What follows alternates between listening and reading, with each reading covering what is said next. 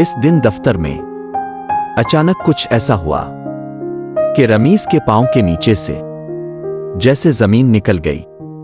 वो शख्स जिसे वो दोस्त समझता था इसी लम्हे दुश्मन बनकर सामने आ गया।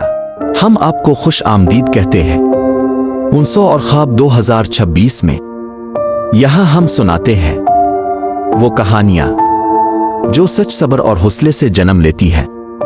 अगर कहानी आपको अपनी लगे तो हमारे साथ जुड़े रहिए। होराइजन टेक हल का दफ्तर आज आम दिनों जैसा नहीं था। लोग मौजूद थे, काम हो रहा था, मगर फिजा में एक अनजानी सी बेचैनी थी। रमीज की तबीयत सुबह से ही बोझल थी, जैसे दिल किसी खतरे की खबर दे रहा हो।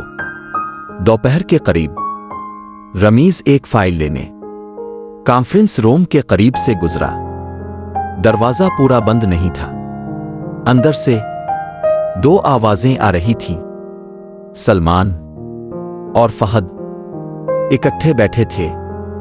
रमीज वहीं रुक गया। सलमान कह रहा था कि अगर रमीज अभी भी खामोश रहा तो अगली मीटिंग में इस पर सीधा इल्जाम लगाया जा सकता है।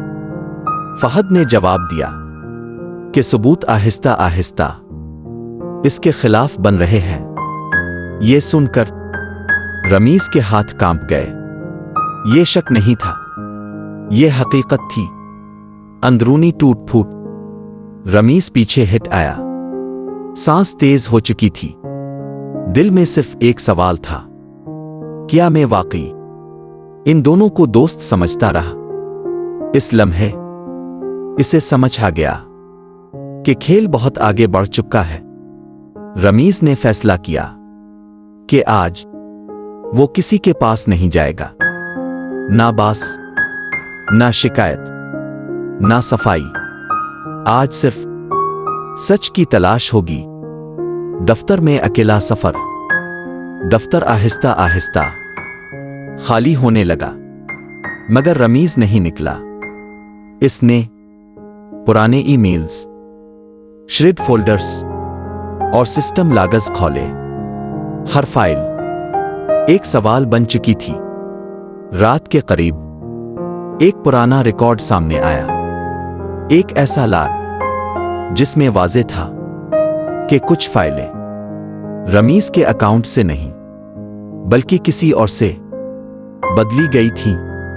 यह मुकम्मल सबूत नहीं था, मगर एक मजबूत समझ थी। फोन पर मां फातिमा की कॉल आई, मगर रमीज ने खामोशी से फोन बंद कर दिया। आज वो घर नहीं जा सकता था, क्योंकि आज इसे सच के ज्यादा करीब रहना था। तन्हाई और अहद। रात गए। दफ्तर की लाइट्स में रमीज अकेला बैठा था।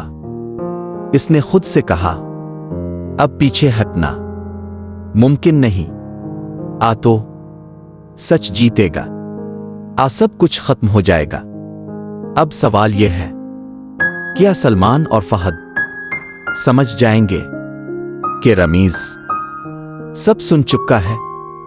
वो अगली चाल इससे पहले चल देंगे कि सच सामने आ सके? ये जानने के लिए अगली किस्त जरूर देखें। सीखने के लिए हमारे साथ बनिएगा। कल फिर मुलाकात होगी। तब तक के लिए अपना ख्याल रखिएगा। अल्लाह हाफिज।